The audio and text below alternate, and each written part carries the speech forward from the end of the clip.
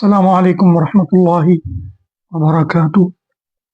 الحمد للہ رب العالمین والصلاة والسلام علی سید الانبیاء والمرسلین وعلی آلہ واصحابہ اجمعین، اما بعد، اعوذ باللہ من الشیطان الرجیم، بسم اللہ الرحمن الرحیم۔ وعباد الرحمن الذین یمشون علی الارض ہونا واذا خاطبهم الجاہلون قالوا سلاما۔ صدق اللہ العظیم۔ محترم سامعین، آج انشاءاللہ ہم 16ویں تراویح کے اندر پڑھے جانے والے قرآن پاک کا خلاصہ سمجھنے کی کوشش کریں گے انشاءاللہ۔ یہ تراویح 19ویں پارے کے ربع آخر سے 20ویں پارے کے اختتام تک کی تلاوت پر مشتمل ہے۔ سورہ نمل میں اللہ تعالیٰ نے تفصیل کے ساتھ سیدنا سلیمان علیہ السلام کا ذکر فرمایا ہے۔ اللہ تعالیٰ نے انہیں جانوروں کی بولیوں کی سمجھ عطا فرمائی تھی اور جنات، انسان اور پرندوں پر پورا قابو عطا فرمایا تھا۔ ان واقعات میں سمجھداروں کے لیے اللہ کی قدرت کی بڑی نشانیاں ہیں۔ ارشاد باری تعالیٰ ہے کہ اے نبی صلی اللہ علیہ وآلہ وسلم، لوگوں کو بتا دیجئے کہ اللہ کے سوا زمین اور آسمانوں میں کسی کو غیب کا علم نہیں ہے، اور یہ بات صرف اللہ کے علم میں ہے کہ لوگ کب اٹھائے جائیں گے، یعنی کہ مکمل طور پر غیب کا علم صرف اللہ تعالیٰ کے پاس ہے۔ پھر آگے سے اللہ تعالیٰ جس قدر چاہتا ہے، جتنا چاہتا ہے، جس کو چاہتا ہے اور جب چاہتا ہے، اس غیب کے علم میں سے عطا فرما دیتا ہے۔ یہ اس کی مرضی کے اوپر منحصر ہے۔ کفار کے دل سے آخرت کا یقین ختم ہو گیا ہے اور وہ حقیقت کی طرف سے شک میں پڑے ہوئے ہیں۔ بلا شبہ اللہ جانتا ہے کہ ایسے لوگوں کے سینے میں کیا چھپا ہوا ہے۔ اس کے بعد سورہ قصص شروع ہوتی ہے۔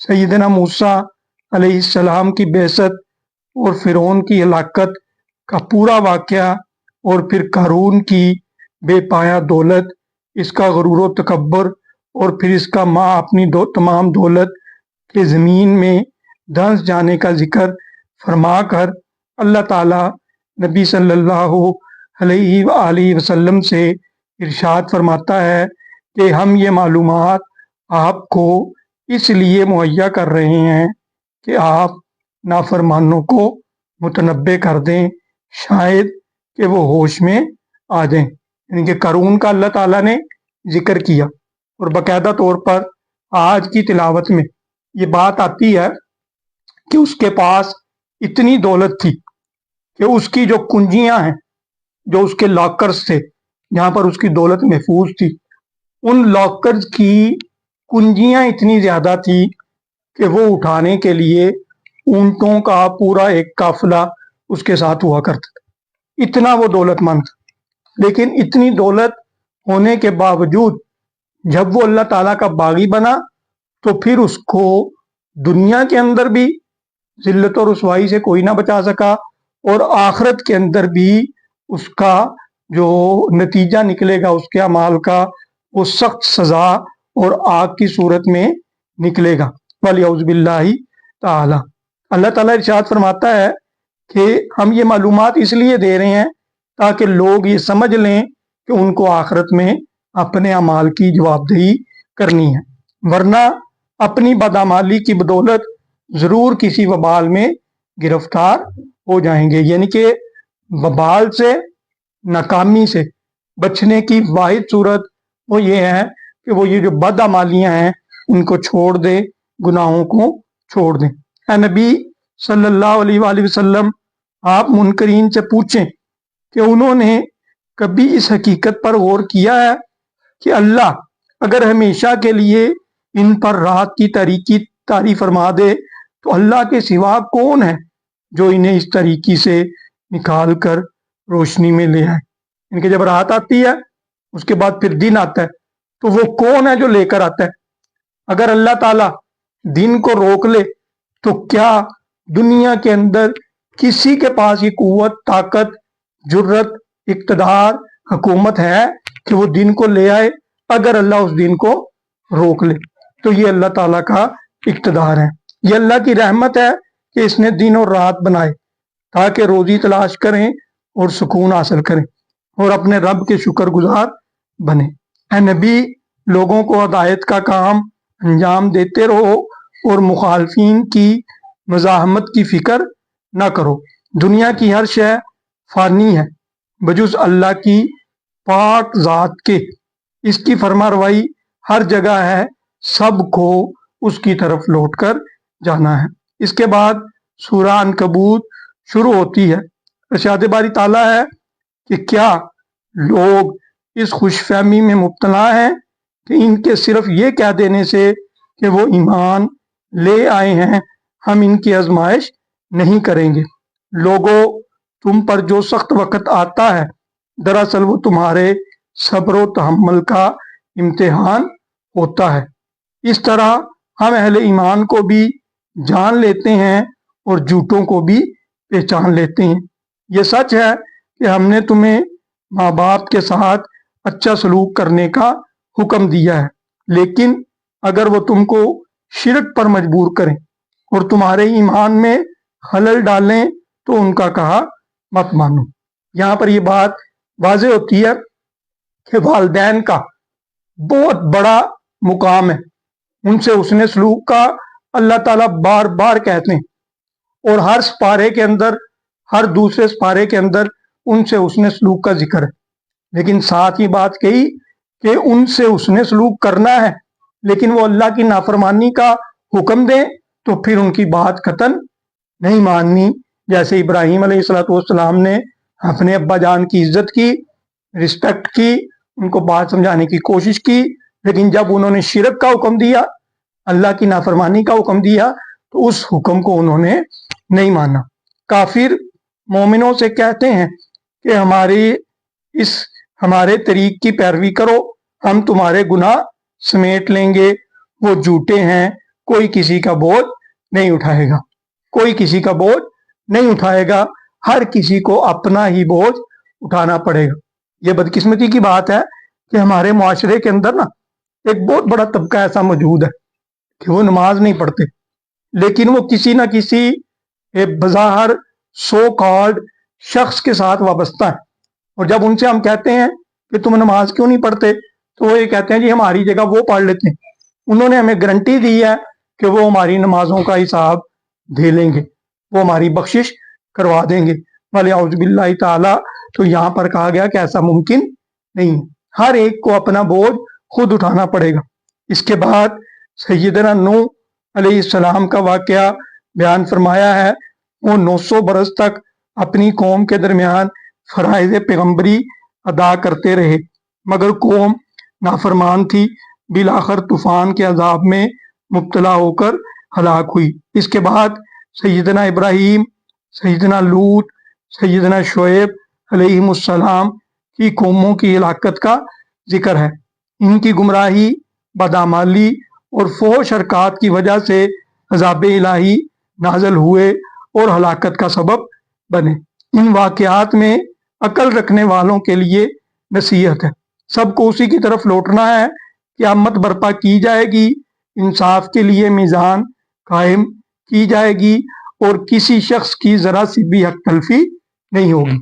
یعنی کہ کیا مطلب ہے کہ جس نے نیک اعمال کیے ہوں گے ان کو وہ اجر ملے گا، اور جس نے بد اعمال کیے ہوں گے اس کو ان کی سزا بھی ضرور ملے گی۔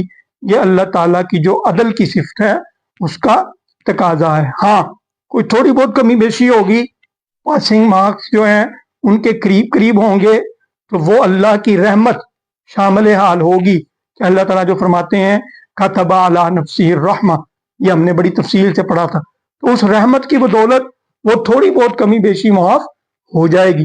لیکن اگر کوئی یہ سمجھتا ہے کہ وہ بالکل زیرو پر کھڑا ہو اور زیرو سے اٹھا کے اس کو 40 نمبر دے کر پاس کر دیا جائے تو یہ جو ہے وہ اللہ تعالیٰ کی صفت نہیں ہے. وہ عدل کرنے والا ہے اور وہ عدل ہی کرے گا. اس کے بعد کل ہمارا ایک بہت اہم ٹاپک تھوڑا سا سکپ ہو گیا ٹائم کی قلت کی وجہ سے. جس طرح سے میں نے آپ کو پہلے بتایا تھا کہ یہ میرے لیے اب ایک بہت بڑی آزمائش بن جاتی ہے کہ مختصر وقت کے اندر قرآن پاک کے 125 پارے کا خلاصہ بیان کرنا اور اس میں پک اینڈ چوز کرنا کہ کس ٹاپک کو چھوڑ دیا جائے, کس کو بیان کر لیا جائے, یہ میرے لیے بعض کا مشکل ہو جاتا ہے.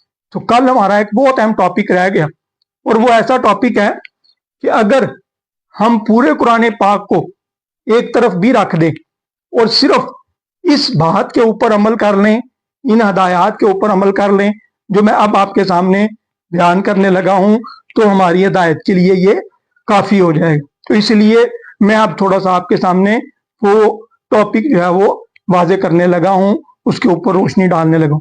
اچھا, وہ کیا ہے؟ سورہ الفرقان کے آخر پہ اللہ تعالیٰ نے ان لوگوں کا ذکر کیا ہے کہ جن کو اللہ تعالیٰ کہتے ہیں کہ یہ میرے بندے ہیں, یہ میرے خصوصی بندے ہیں, یہ میرے خاص نمائندے ہیں, یہ میرے چہیتے ہیں. تو ہم جو کچھ کرتے ہیں نا, یہ میں اگر خلاصہ بیان کر رہا ہوں, آپ خلاصہ سن رہے ہیں, ہم نماز پڑھتے ہیں, روزے رکھتے ہیں, زکوٰۃ دیتے ہیں, انفاق کرتے ہیں, خدمت خلق کرتے ہیں, اللہ کے دین کو غالب کرنے کے لیے جد و جہد کرتے ہیں, تو اس کا ایک ہی مقصد ہوتا ہے, اور وہ مقصد کیا ہوتا ہے؟ اللہ کے قریب ہو جائے, اللہ ہم سے راضی ہو جائے, اللہ ہمیں کہے کہ یہ میرے بندے ہیں. تو اللہ تعالیٰ کہتے ہیں کہ میں تمہیں کچھ کام بتاتا ہوں. کتنے کام ہیں؟ وہ کام ہے 10 اور 3 13. اللہ تعالیٰ کہتے ہیں تم یہ 13 کام کر لو تو میں تمہیں سرٹیفکیٹ دیتا ہوں, میں تمہیں گارنٹی دیتا ہوں دنیا کی سب سے سچی کتاب کے اندر کہ تم میرے چہیتے بن جاؤ. اور پوری دنیا والوں کو مخاطب کر کے اللہ تعالیٰ کہتے ہیں کہ وا عباد الرحمن, کہ یہ میرے چہیتے ہیں, یہ میرے خاص بندے ہیں. تو اللہ تعالیٰ فرماتے ہیں کہ میرے خاص بندے کون ہیں؟ پہلے نمبر پہ وا عباد الرحمن الذین یمشون علی الارض ہونا. ان کی پہلی صفت یہ ہے کہ وہ زمین کے اوپر نرمی کی چال چلتے ہیں, متوازن چال چلتے ہیں, آکڑ کے نہیں چلتے. یعنی کہ اس کا عام الفاظ میں آپ کہہ لیں کہ اللہ کا خاص بندہ بننے کے لیے پہلی صفت اپنے اندر یہ پیدا کرنی ہے کہ ہمیں عاجزی اختیار کرنی, اللہ کا عاجز بندہ بن کے رہنا. غرور, تکبر, آکڑ, اس کو اپنے اندر سے نکال دینا اور بالکل عاجز بندہ بن کے رہنا ہے.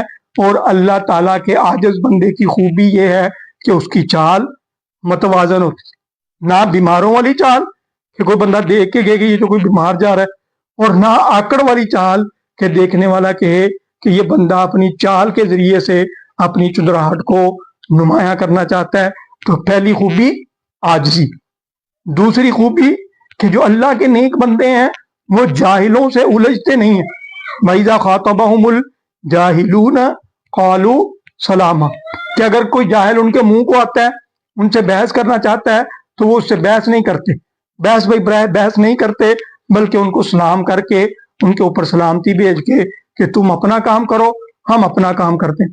اور یہاں پر جو داعی ہے اس کے لیے بہت بڑا سبق. بہت سے ہمارے دوست ہیں وہ ایسے الجھے رہتے ہیں لمبی لمبی بحثوں کے اندر, نہ اگلا بندہ بات سمجھتا ہے نہ سمجھنا چاہتا ہے. تو کہا کہ اللہ کے بندوں کی خوبی یہ ہے کہ وہ جاہلوں سے نہیں الجھتے, ان سے راز کر جاتے ہیں اور ان کو دعوت ضرور دیتے ہیں, پیغام دیتے ہیں, لیکن جب نظر آتا ہے کہ یہ اب صرف سینگ پھنسانے کے موڈ میں ہے, دعوت سمجھنے کے موڈ میں نہیں, تو ان کو چھوڑ دیتے ہیں. تیسری خوبی, اور اس کے اوپر ہمیں ذرا غور کرنا چاہیے, وہ خوبی یہ ہے اللہ تعالیٰ فرماتے ہیں الذین یبیتون لربہم سجدا وقیاما, ان کی راتیں اس حال میں گزرتی ہیں کہ وہ سجدے کر رہے ہوتے ہیں اور وہ اللہ کی بارگاہ کے اندر قیام کی حالت میں کھڑے ہوتے ہیں. یہ ان کی جو ہے وہ تیسری خوبی. ہم بھی ذرا غور کریں کہ ہماری راتیں کس طرح گزرتی ہیں. سوشل میڈیا کے اوپر, فیس بک کے اوپر, یوٹیوب کے اوپر, موبائل کے اوپر وقت ضائع کرتے ہوئے گزرتی ہیں, لغویات کے اندر گزرتی ہیں, یا सोए सोए गुजर जाती हैं, किन कामों के अंदर हमारी रातें गुजरती हैं, इसके ऊपर गौर करना चाहिए। चौथी चीज, अल्लाह ताला फरमाते हैं कि उनकी खूबी यह है कि जब वो रातों को जागते हैं ना, तो जाग के जब अल्लाह से दुआ मांगते हैं तो वो दुनिया नहीं मांगते। वो ये नहीं कहते अल्लाह माल दे दे, अल्लाह कारोबार दे दे, अल्लाह बच्चे दे दे, अल्लाह सेहत दे दे, ये चीजें मांगना भी गुनाह नहीं। लेकिन जो अल्लाह के नेक बंदे हैं उनकी खूबी यह है कि वो रातों को उठ के क्या कहते हैं, रब्बना नसरिफ अन्ना अजाब जहन्नम, अल्लाह ताला जहन्नम के अजाब को हमसे दूर कर दे। वो बहुत बुरा अजाब है, बहुत बुरी रहने की जगह है और वो जान का लागू है, अल्लाह ताला उसको हमसे दूर कर दे। ये अल्लाह के नेक बंदों की खूबी है। तो इस वक्त भी रात शुरू हो चुकी है, हम सब ये दुआ करते हैं कि रब्बना नसरिफ अन्ना अजाब जहन्नम, अल्लाह ताला जहन्नम के अजाब को हमसे दूर कर दे। अल्लाहुम्मा अजिरना मिनन नार, अल्लाह ताला हमें आग से बचा ले। उसके बाद उनकी पांचवी खूबी क्या है? पांचवी खूबी उनकी ये है कि वल्लदीना इज़ा अनफकू लम युसरिफू वलम यक्तुरू वकान बैन ज़ालिका कवामा। उनकी पांचवी खूबी ये है कि वो ना तो फजूल खर्ची करते हैं और ना ही कंजूसी करते हैं, बल्कि मोतदल रहते हैं। खैरुल उमूरी औसतुहा, इस पर अमल करते हुए वो दरमियाने रास्ते के ऊपर अमल करते हैं, फजूल खर्ची भी नहीं करते और इसी तरह से कंजूसी भी नहीं करते। छठी खूबी इनकी ये है कि वल्लज़ीना ला यदऊना मअल्लाहि इलाहन आखर, वो अल्लाह के अलावा किसी दूसरे को इलाह नहीं बनाते, यानी कि वो शिरक से बचते हैं। और सातवीं खूबी उनकी क्या है कि वो कत्ल से बचते हैं। किसी को कत्ल करना तो दूर की बात, वो उस रास्ते पर कदम ही नहीं बढ़ाते कि जो कत्ल की तरफ लेकर जाते हैं। आठवीं खूबी उनकी ये है कि वला यज़नून, वो जना नहीं करते, वो जना के करीब भी नहीं जाते। हमने पहले पढ़ा था कि अल्लाह ताला कुरान पाक में फरमाते हैं कि वला तक़रबुज़्ज़िना, जना के करीब भी मत जाओ, यानी कि वो मंजर भी मत देखो, वो बात भी मत सुनो, वो वसवसा भी दिल में मत लेकर आओ कि जो तुम्हें जना और बुराई के रास्ते के ऊपर गामजन करें। इसके बाद उनकी नौवीं खूबी क्या है? नौवीं खूबी उनकी यह है कि वो तौबा करते। अच्छा देखिए, अल्लाह ताला ने इन आयात के अंदर ना ये जो तीन बड़े गुनाह, सबसे बड़े गुनाह शिर्क, जना और कत्ल, इनके साथ जोड़ा है इसको। अल्लाह ताला कहता है जो ये तीन काम करेगा ना उनको डबल अजाब दिया जाएगा, डबल ट्रिपल अजाब। लेकिन साथ ही क्या कहते हैं, इल्ला मन ताबा, मगर जिसने तौबा कर ली उसके सारे ही गुनाह माफ। ज़िना किया है वो भी माफ, कत्ल किया है वो भी माफ, शिरक किया है वो भी माफ, वालिदैन की नाफरमानी की है वो भी माफ। दुनिया जहान के अंदर कोई ऐसा गुनाह नहीं है कि जिसकी माफी ना हो। हाँ, जिनकी तलाफी मुमकिन है उन चीजों की आप तलाफी करेंगे और फिर आपकी तौबा इंशाल्लाह कबूल हो जाएगी। तो अल्लाह ताला यहाँ कहते हैं कि उनकी खूबी ये है मेरे नेक बंदों की कि वो तौबा करते हैं। अब देखिए ना अल्लाह के नबी सल्लम कि जिनके अगले पिछले कोई गुनाह है भी नहीं, फिर भी अल्लाह ताला कहते हैं कि अगर होते भी तो मैंने माफ कर दी। वो खुद कहते हैं कि मैं एक दिन के अंदर 100 दफा इस्तिगफार करता हूँ, 100 दफा तौबा करता हूँ। तो हम भी अपना जायजा लें कि हम कितनी तौबा करते हैं। उनकी 10वीं खूबी क्या है? 10वीं खूबी उनकी ये है कि वो झूठी गवाही नहीं देते, झूठ से बचते हैं, झूठ के ऊपर खड़े नहीं होते और झूठ का साथ नहीं देते। उसके बाद 11वीं खूबी उनकी, ये हमने कल भी पढ़ी थी, जो कामयाब लोग हैं उनकी खूबियों के अंदर कि 11वीं खूबी उनकी ये है कि वो लगवियात से बचते हैं, फजूल चीजों से बचते हैं। जिन चीजों का कोई फायदा नहीं उन चीजों में वो नहीं पढ़ते, क्योंकि हमारे तो अपने काम इतने, कुरान पाक पढ़ना है, हदीस पढ़नी है, सीरत पढ़नी है, सहाबा के वाकयात पढ़ने हैं, जिक्र अज़कार करना है, अपने दीगर खिदमत खलक के काम करने हैं, दावत दीन के काम करने। हमारे तो अपने अहम काम ही खत्म नहीं होते। रिश्तेदारों का ख्याल रखना है, बच्चों की तरबियत करनी है, बीवी की तरबियत करनी है, बीवी ने शोहर की तरबियत करनी है। ये इतने काम है कि वही खत्म नहीं होते, तो लगवियात में कैसे पढ़े। तो जो इबादुर रहमान है, अल्लाह के खास बंदे हैं, وہ لغویات کے اندر نہیں پڑتے۔ ان کی 12ویں خوبی ان کی یہ ہے کہ ان کے سامنے جب درس و تدریس ہوتی ہے، قرآن کا درس ہوتا ہے، درس حدیث ہوتا ہے، اچھا لیکچر ہوتا ہے، تو وہ باتیں غور سے سنتے ہیں، کیونکہ عمل کرنے کا پہلا مرحلہ کیا ہے کہ آپ علم حاصل کریں۔ تو وہ جب ان کو علم دیا جاتا ہے، درس قرآن ہوتا ہے، درس حدیث ہوتا ہے، تو وہ وہاں پر سمم بکمن بن کے نہیں بیٹھتے کہ بس وقت گزارنے کے لیے بیٹھے، نہیں، بلکہ توجہ سے سنتے ہیں اور اس کے اوپر پھر عمل کرنے کی کوشش کرتے ہیں۔ اب جو ہم یہاں پر بیٹھے ہیں یہی کیٹیگری، لیکن ہم یہاں نے وقت نکالا، میں نے کچھ آپ کے سامنے باتیں کی، آپ نے ان باتوں کو سنا اور ہم توجہ کے ساتھ یہاں پر موجود ہے، تو اس کا مطلب ہے کہ ہم یہ خوبی اس کا اظہار کر رہے ہیں۔ اللہ تعالیٰ سے دعا ہے کہ وہ ہمارے اس اظہار کو قبول کرے اور ہمارے لیے نجات کا ذریعہ بنائے۔ 13ویں خوبی جو یہاں پر آخری بیان کی گئی ہے، وہ 13ویں خوبی یہ ہے کہ وہ اپنی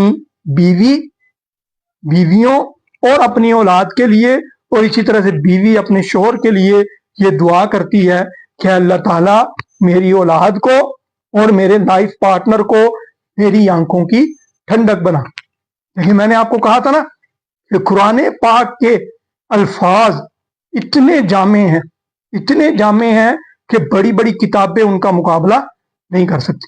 آپ اپنی بیوی کے لیے یا بیوی اپنے شوہر کے لیے اور اپنے بچوں کے لیے جتنی مرضی لمبی دعائیں مانگ لیں، پورا دن دعا مانگتے رہیں، پوری رات دعا مانگتے رہیں، جو اس ایک فکرے کے اندر چیز مانگ لی گئی ہے آپ وہ نہیں مانگ سکتے۔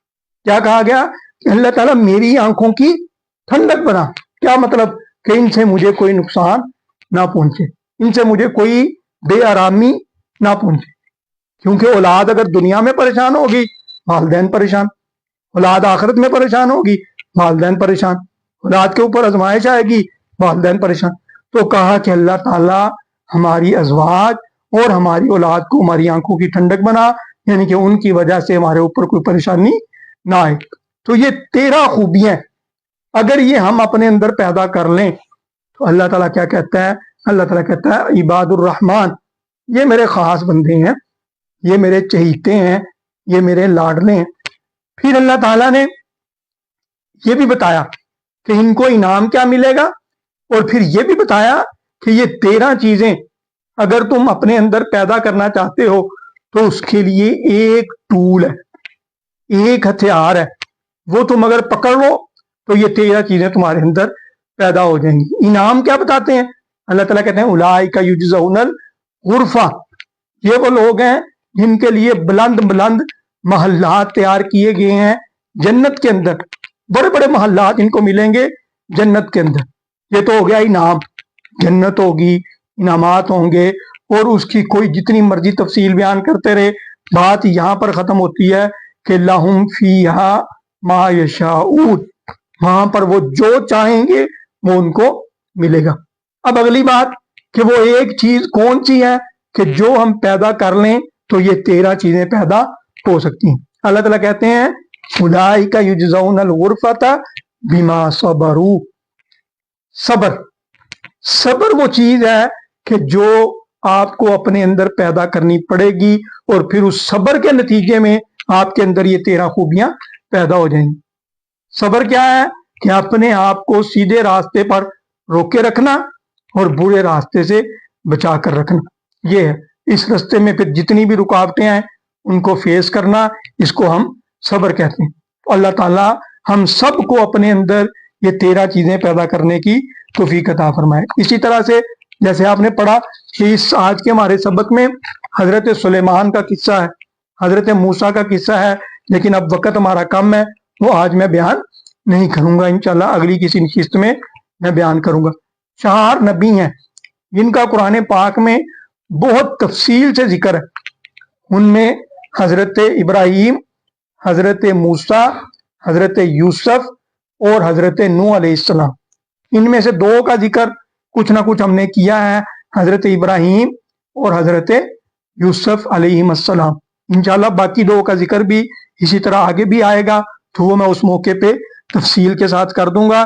تو اب ایک اور بات اللہ تعالیٰ نے یہاں پر اس سبق میں فرمایا ہے کہ جو जिहाद करता है वो अपने लिए करता है, किसी दूसरे का उसको कोई फायदा नहीं है। वमन जाहदा फइन्नमा युजाहिदु लिनफ्सी। जिहाद क्या है? जिहाद यह है कि अल्लाह के दीन को गालिब करने के लिए जिद्दोजहद, आप अपने जिस्म के ऊपर अल्लाह का दीन नाफज करते हैं, उसके लिए कोशिश करनी पड़ती है, उसका नाम जिहाद है। आप मुआशरे के अंदर अल्लाह का दीन नाफज करते हैं, उसके लिए कोशिश करनी पड़ती है, उसका नाम जिहाद है। अच्छा, अब ये जो कोशिश है ये जिहाद है, ये हम किसी के लिए नहीं करते, ये हम जमात इस्लामी के लिए नहीं करते, ये हम जो है वो दीन के लिए नहीं करते, ये हम जो है वो किसी के लिए नहीं करते, सिर्फ अपनी जात के लिए करते। इसका फायदा हमें है। अल्लाह ताला तो कहता है मैं तो गनी हूं, वमन जाहदा फइन्नमा युजाहिदु लिनफ्सी इन्नल्लाह लगनियुन अनिल आलमीन। अल्लाह ताला कहता है मैं तो जहानों से गनी हूं, ये तुम मेरे लिए नहीं करते, ये तुम अपने लिए करते हो। तो जब अपने लिए करते हो तो इसका मतलब है कि आपको इस चीज से फिक्रमंद नहीं होना चाहिए कि उस कोशिश के नतीजे में कोई इस्लाह होती है या नहीं होती। क्यों? कि इस्लाह आपके जिम्मे नहीं है।